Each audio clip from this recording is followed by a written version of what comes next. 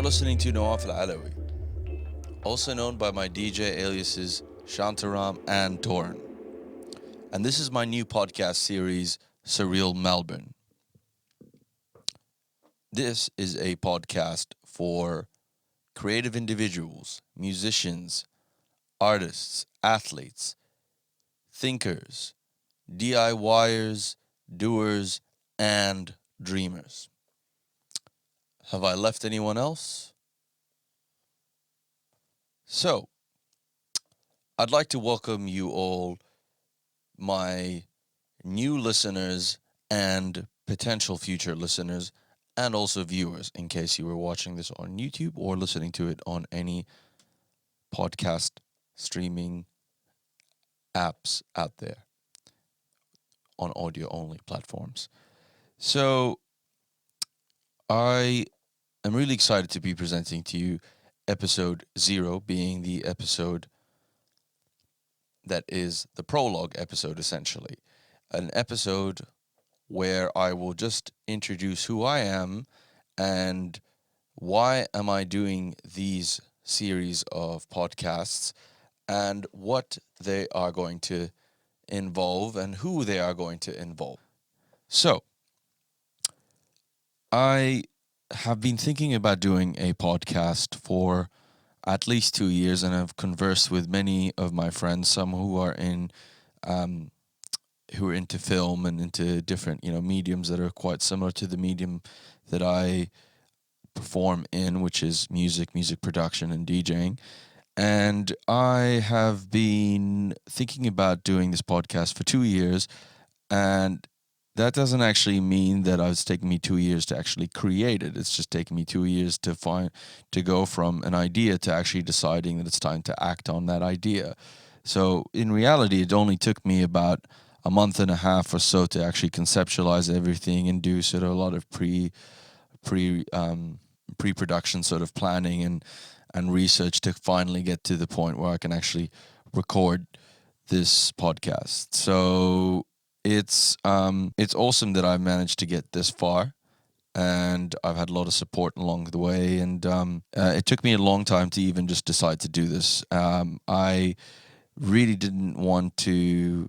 Well, it's not that I really didn't want to. I just didn't feel confident in myself to be able to execute the vision I had for this podcast, mainly because one of the elements that I wanted my own podcast to have is to have a video element, much like some of the well-known podcasts out there.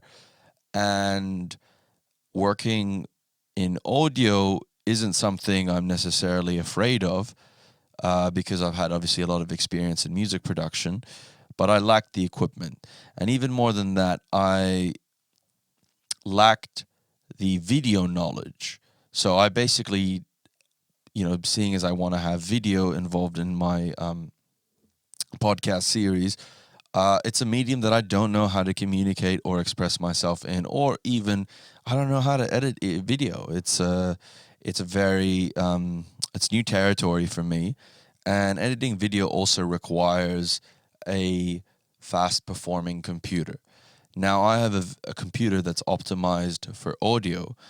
Recently, I've had to sort of clean it up and make some space, obviously, because we're going to have a lot more content, especially in video, and video tends to take a lot of space in the computer.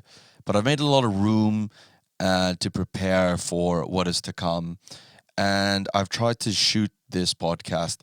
At least this is already like the 7th take, and that's mainly because I have to do most of what I'm doing, audio and video, by myself. I have to run around, go to the tripod, set the button, clap my hands, hit the record button, and my camera. It's a great camera. It's actually my wife's camera, but it has a limitation of a 30-minute shooting window. So some footage is lost while the audio remains to be recorded or continues on recording in the background. So it's been such a funny thing trying to get all of this talking to each other, and I've tried to record it all into the computer so I could actually just bypass that 30-minute limitation that a Canon camera has, because in reality this camera is made for photography, but it does shoot fantastic video with the right amount of lighting, of course.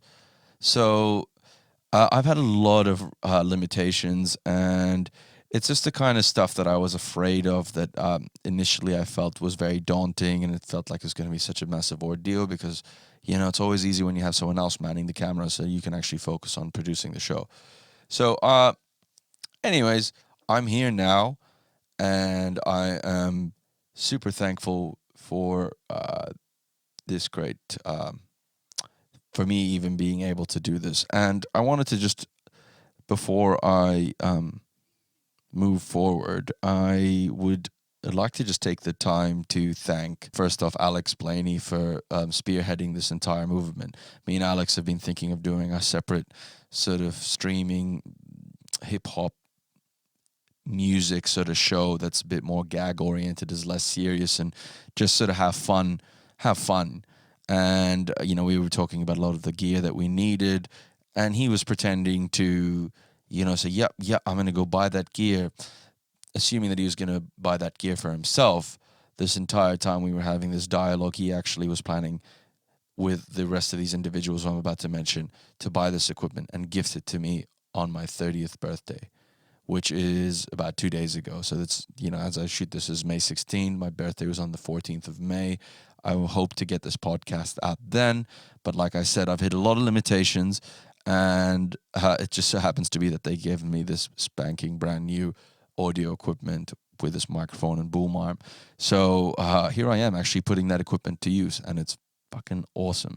So big thanks to Lauren, Steph Hanstein, Chris Evans, Kim Truesdale, Chris Birchie, Camel Toe Mo from Bahrain, the homie, Donna Gillo, or should I say Donna Belligan, James Gillo, the man with the camera, Eugene Apter, UE Industries, Adrian Raciti, Dale Vince, Andra Boudet from Inner Color, Sarah Moulton, amazing dancer, Dom McKay, Amy Jenkins, Alessi, Fat Mauler, Nath, Amelia, Ale, Bonnie, Kudos.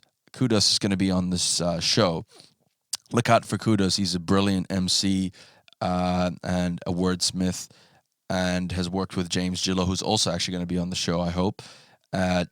So yeah, we have one of my other good friends as well to thank here. Some more people. James Papa, aka El Papi, aka Papa de Papa de Papa de Papa de Papa de Poulos, Greg Duke, and Blaney, of course. And this is the birthday card. Happy birthday. Thank you very much. I appreciate you. And I hope that one day this podcast reaches a wide variety of audiences. And I hope those audiences know that people like you make this happen. It's always people, we don't get through life without support, without help. And we also don't get through without asking for help. And I am so fucking grateful for you. And I am so grateful to be in a circle of friends that supports my vision 110% and support me 110%. And I always got my back. I feel like I always have their back too. So what goes around comes around in a good way. And so, yeah, I'm really grateful for all of you. Thank you so much. So moving on, I've used the word I quite a lot in this podcast so far, but you don't know. Well, for some of you, you don't know who I am, and that's unfair. So why don't we, 13 minutes in, get into the point of actually who the fuck am I, and who have you been listening to for the last 13 minutes or so? Well, my name is Nawaf Al-Alawi. If you haven't heard the introduction yet, I'm a native to a country in the Middle East called Bahrain. Now, Bahrain is a tiny island situated right between Saudi Arabia and the United Arab Emirates, or Qatar, actually. So we're situated in the Arabian Gulf or the Persian Gulf, depending on what your political affiliations are. I moved to Melbourne when I was 18 years old. I came here to study international business, and my family had helped fund that degree for me.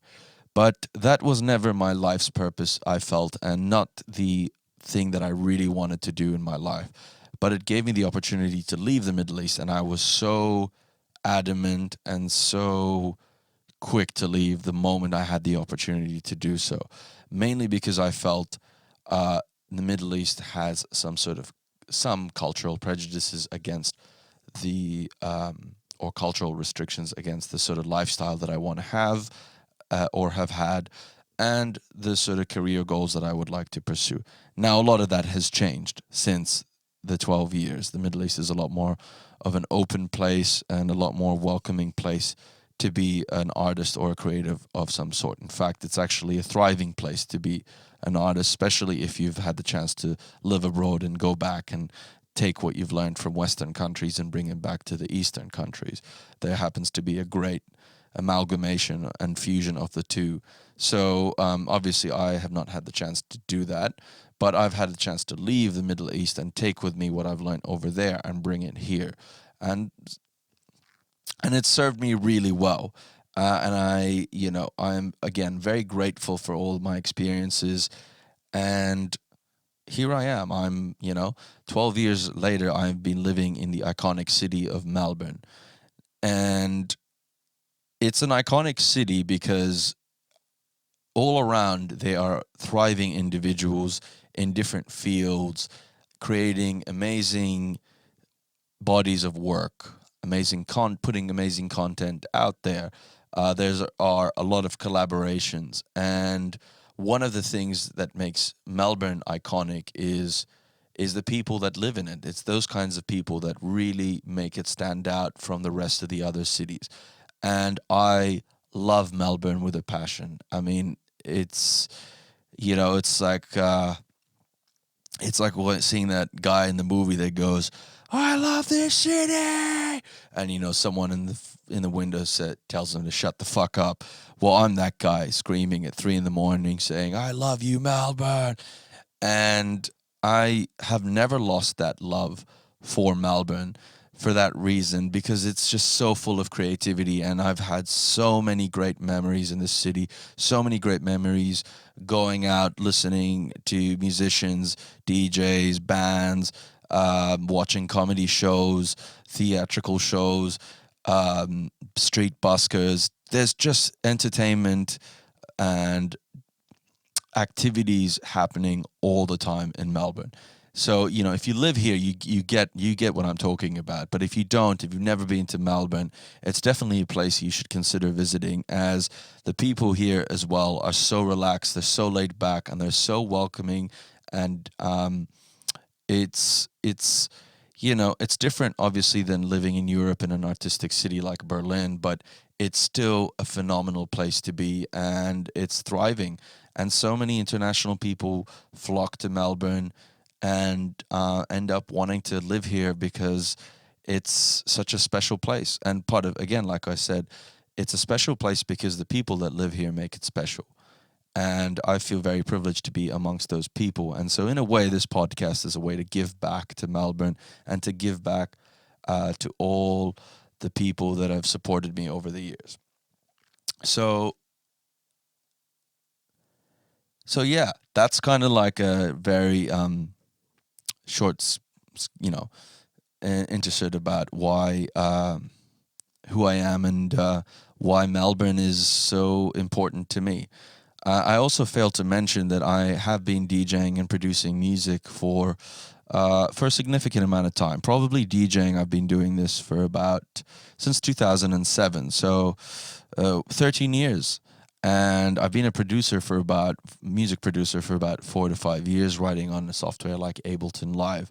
And I've only in the last recent years started to have taken it very seriously, and as a result have seen massive improvements in my production, but still a long way to go. And I'm okay in saying that, because there's always room to grow in any endeavor, but I know exactly where I need to improve. And it's exciting to just be able to see yourself improving in something that you're learning. So I hope to do the same with video as well, especially seeing as video is an important element of this podcast, or at least in the visual narrative of things. So in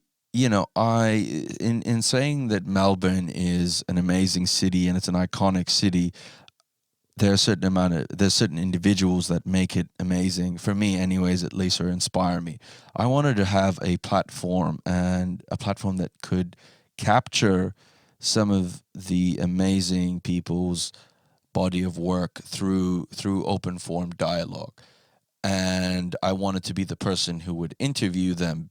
So you see, I've worked in a lot of music festivals, producing stages, creating opening ceremonies, being basically a voice for hire, like to give out speeches and stuff like that. And I've done some of that in accents and some of them in my normal voice. But in doing all of those things, it's allowed me to actually meet some amazingly talented individuals, and just even through partying itself.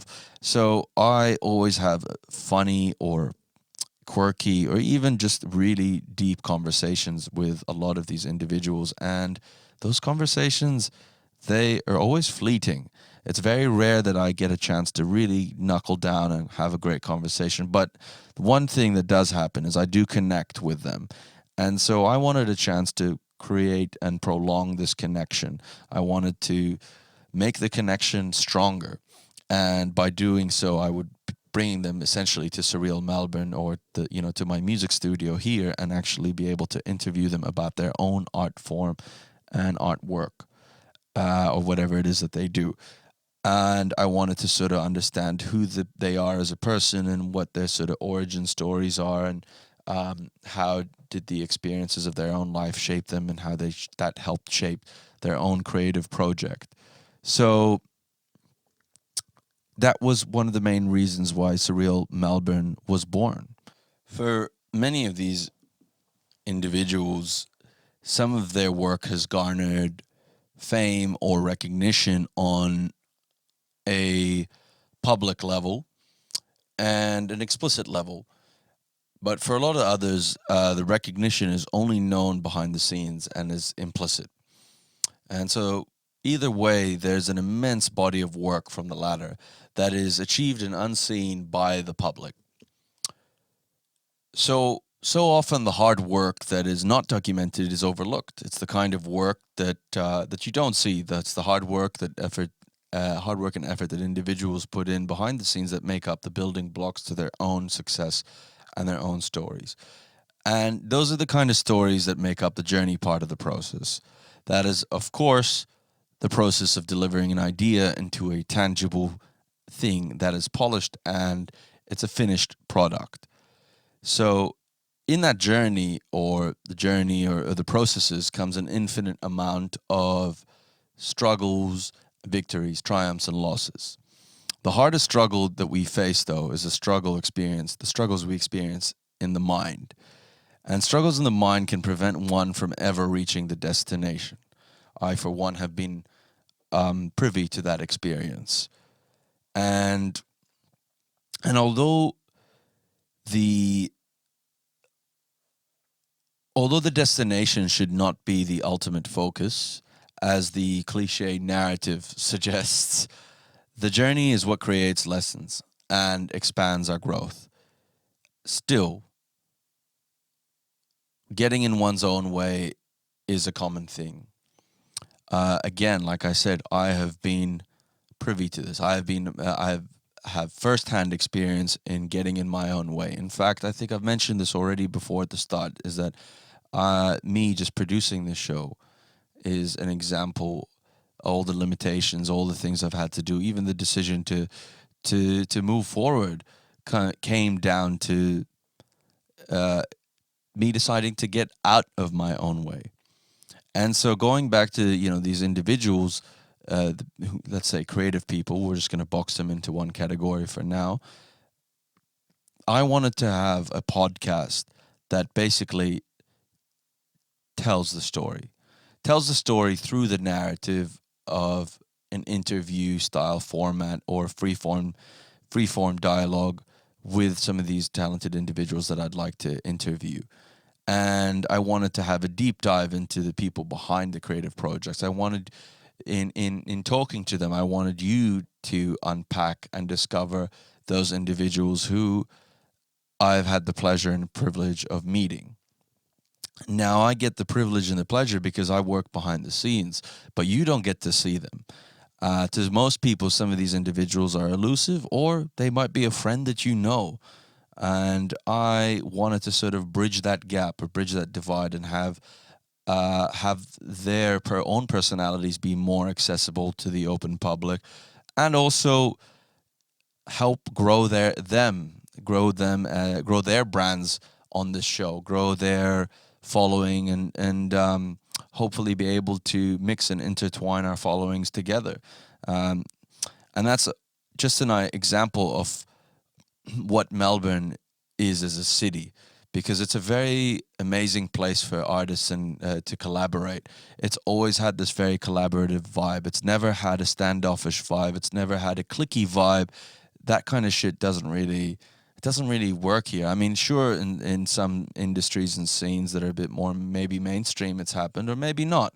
But from what I've seen and from the people I've talked to and the scene that I've been in, it's quite the opposite, or at least the kind of people that I've surrounded myself. It seems to be very interconnected. Everybody knows everyone, and although it's a big city, people from different music scenes tend to know each other and collaborate outside of their own comfort zones on each other's projects because they're mates, so they just inspire each other in different ways. So that's what is so amazing about Melbourne. And again, being able to have a dialogue about these sort of experiential things that have happened in people's careers, the losses, the triumphs, the victories, the incidents that shape them. This is kind of what I want Surreal Melbourne to be. I wanted to have it as a way to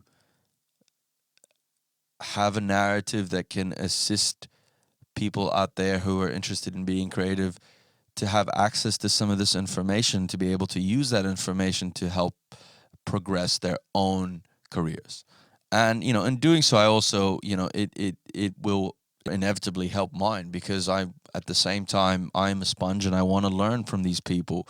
It just will happen to be a learning process that will be documented both um, orally and visually.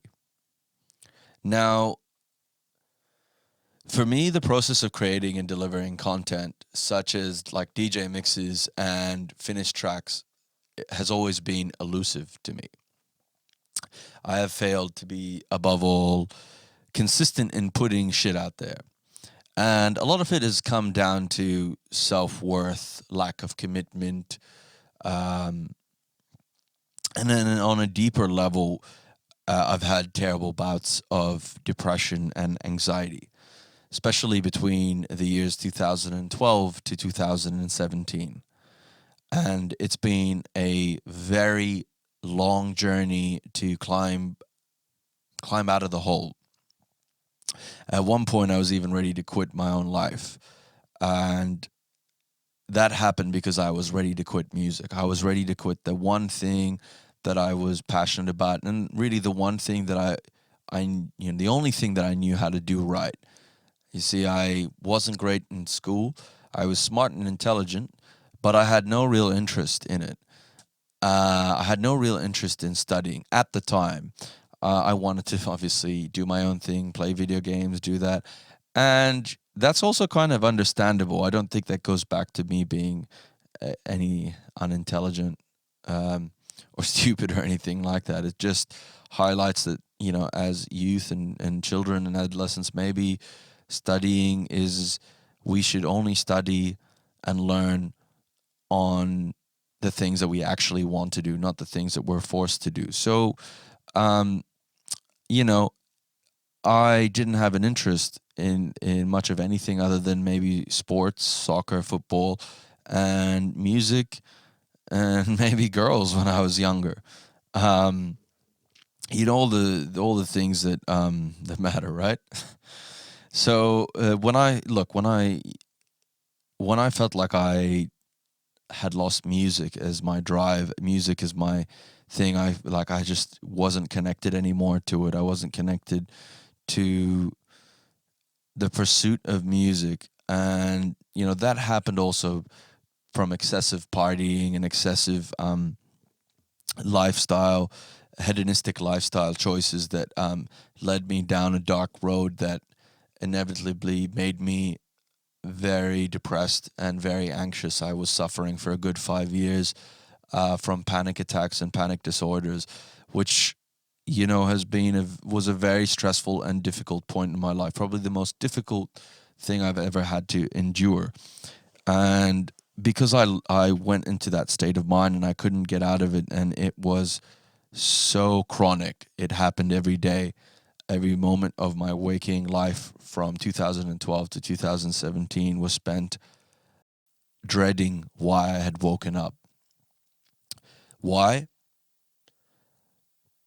Well, because I would start the day waking up in bed and feeling like for a glimpse moment that everything was okay. And the voices in my head, they're gone. But then I would get a flood and barrage of just intrusive thoughts that I had no control of.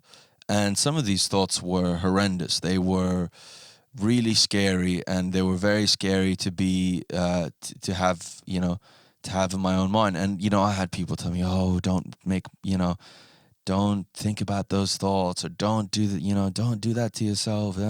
It's easier said. It's easier to dismiss thoughts like that, or to say things like that, to be dismissive of thoughts like that. But the reality is that those thoughts in your own mind seem so real, and I'm sure everyone's experienced some level of depression or mental illness can tell you the same thing, that it's very hard not to believe that as your truth. But that's what I experienced for a long time, and it took me a very long time to get out of it, with some therapy and psychological counseling, and being very open with my family about my past and what I'd done and what is the stupid shit that I've done with some of my lifestyle choices. I managed to slowly recover. And in that period, I also slowly,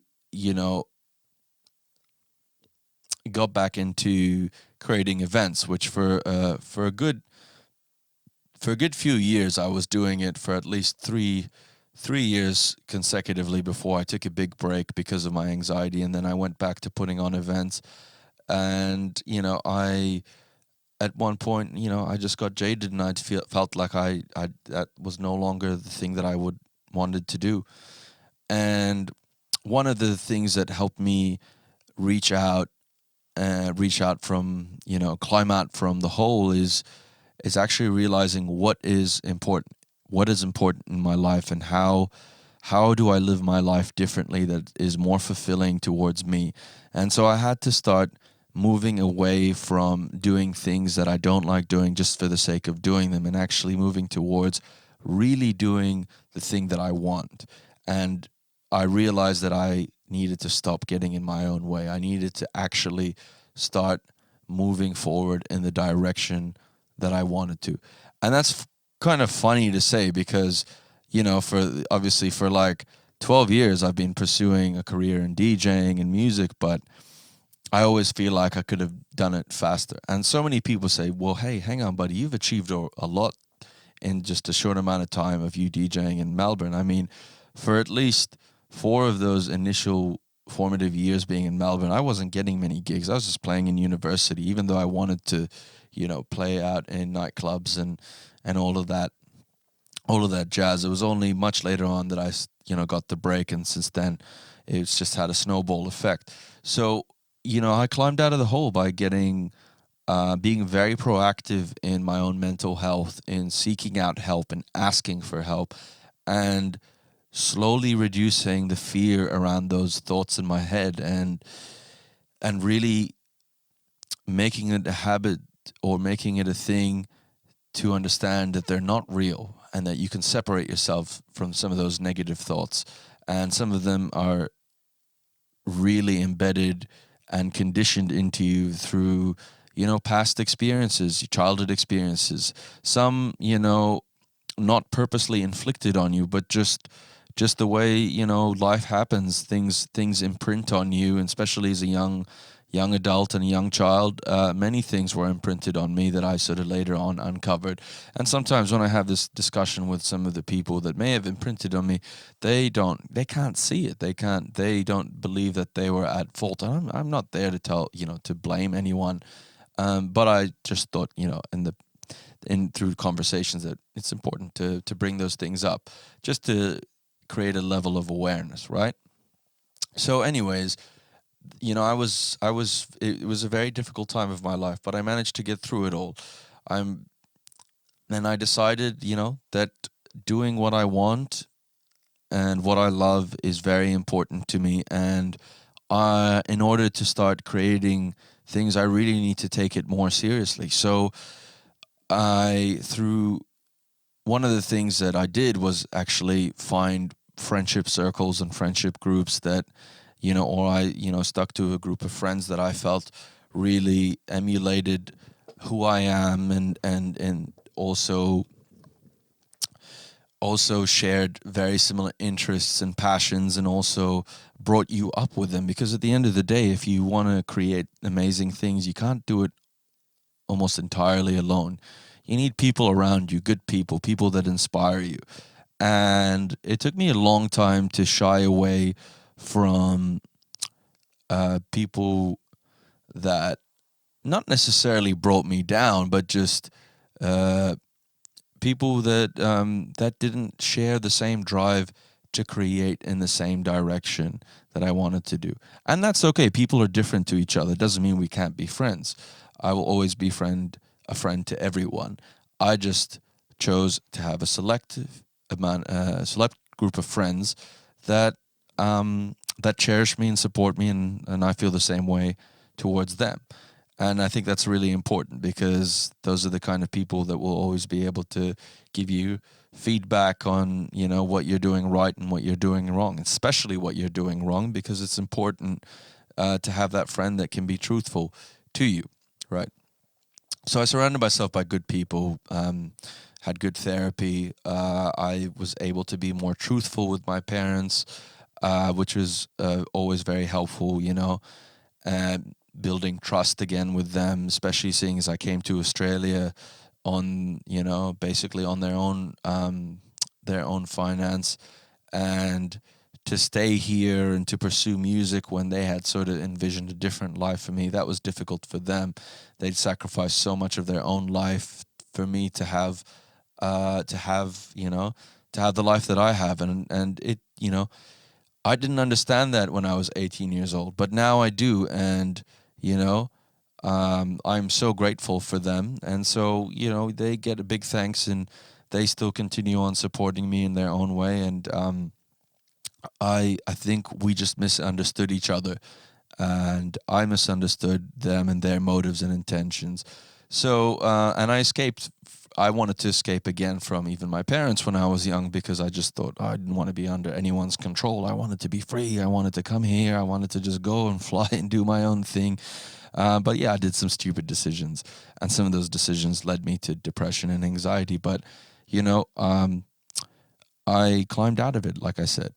So here I am, creating Surreal Melbourne, and sort of amalgamating all these life lessons that I've learned, and using all the new tools that I've picked up on the way, such as, music producing. I produced the jingle for this, and learning how to use microphones and noise gates and all that kind of stuff to, to try and get the best possible um, signals. And yeah, and building this music studio with one of my best friends, Arthur Song, who had his project White Bear, which is now no longer active, as he's pursuing music for his own personal interest.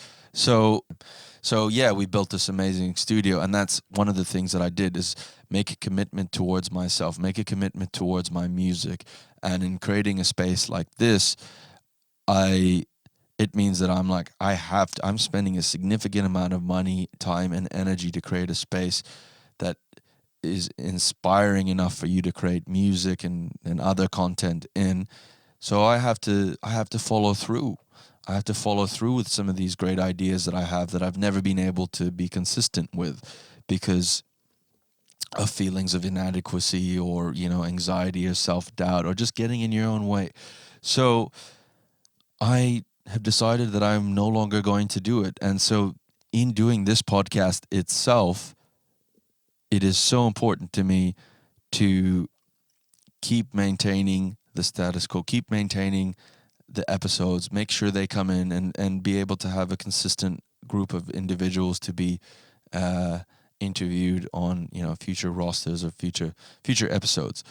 And it's really exciting. I'm probably at the happiest point of my life where I feel so inspired again. I feel so creative, the most creative I've ever felt, but creative with a sort of level of intelligence and with a level of tactfulness of how to approach and tackle some of the ambitious projects that I want to do. And if I can share them with you, it's now this isn't something that I've, you know, created myself. It's just things that I've picked up on the way, watching a lot of TED Talks, watching a lot of my own peers create and put things out there. Is, you know, have an ambitious goal, make it a massive, make it a big thing, write it down, concrete that idea, make sure that it's like that you can see it, that it's something that's in front of you every day, and don't be afraid.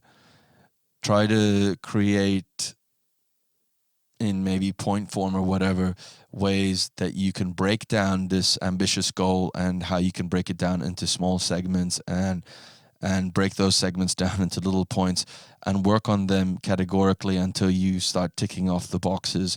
And every time you do, you get one step closer and one step closer. And before you know it, you know, you've already walked 1,000 steps and you're at the top of the mountain. So, I feel the same way with how I approached my anxiety. I exercise. I made exercise a big thing for me for a short period of time. It was the thing that also helped me get through it. So I, you know, exercised a lot. I went and saw a psychologist. I got closer with my family. I got better friendship circles. I slowly started to put more time and effort into creating and into my own art form, which is music, and sort of re-inspired myself. I also got to experience new forms of music and like a lot of live music, a lot of funk and soul. I refound my passion for hip hop music, which was very lost on me as I, you know, progressed into a lot of electronic and trance music. So I learned to just accept all music as good music instead of boxing myself in an underground scene. And yeah, I'm in the happiest part of my life. I'm no longer suicidal. I've got this newly ignited drive in me that is so excited to share with all of you listeners, all you potential listeners and viewers.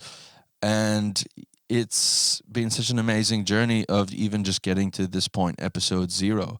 I've already re-recorded this multiple times. You know, this is now takes, I don't know what take this is, but I've had so many things happen.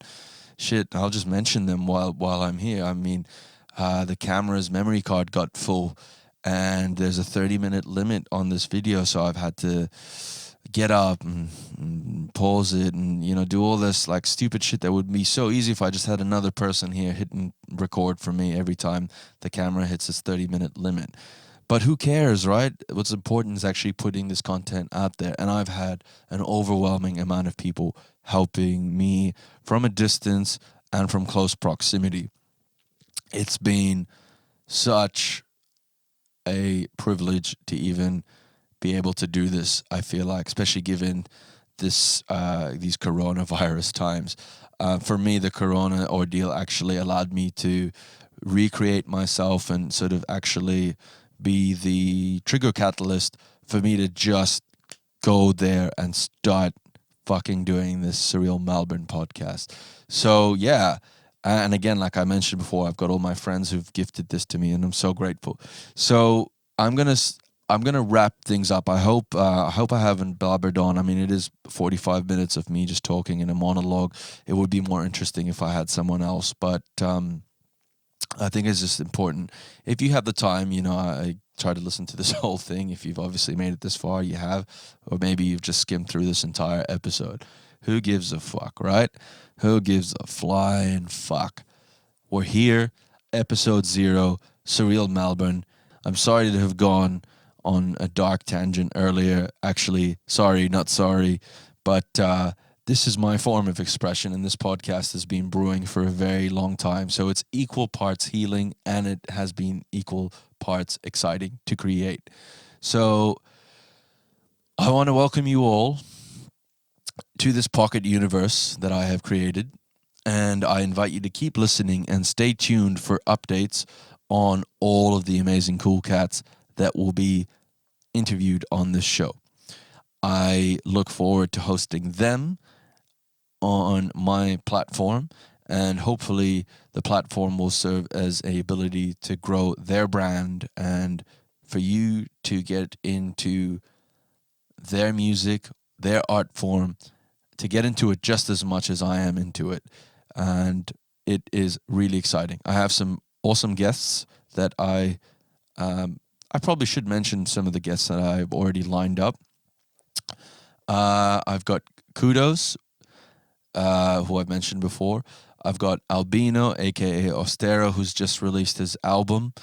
I've got Jake Savona, Mr. Savona, the guy who's done Havana Meets Kingston. We have Sensient. We have Azrin. We have Sophia Philosophia. I don't know how to say that properly. We've got Mark Charles J, Sound Food. I've got a lot of guests, and I've got Dan Dyslexic. Hopefully we'll get to hear back from some of the Twisted Audio boys, and a lot of different crews that I want to actually get, crews that put on parties here in Melbourne, crews from Sydney, hopefully, crews from everywhere in the world, whether it be remote podcasting, but I look forward to having them all on the show. And if you have anyone that you think would be interested in being on the show, please, send them examples of their work to me. And yeah, I just checking over my notes here. In the next few weeks, this podcast should be available on my website, which I've been building, which is actually also close to near completion. But I've decided to just release things in phases. Instead of bombarding you all with everything. But at least I'll have this episode out and get into recording the next episode. So, yeah, if you stay tuned, this will be up on Simplecast, which is the podcasting platform I'm going to be using. And it will be out on Apple Music in a few weeks, Spotify, Google Podcast. I'll set up a SoundCloud, and obviously this will be on my website, which will most likely be surrealmelbourne.com.au or surrealmelb.io, whatever domain name I get to choose and whatever's available. So stay tuned. I'm going to have an embedded player on my website as well. So if you don't want to go through any of those and just want to go straight to my website, I've already got an Instagram. It's called Surreal Melbourne. Make sure you give it a like. So stay tuned, like and subscribe. You have been listening to Surreal Melbourne, Episode 0, and I am Nawaf Al-Alawi, a.k.a. Shantaram, a.k.a. Toran. Thank you very much. Over and out.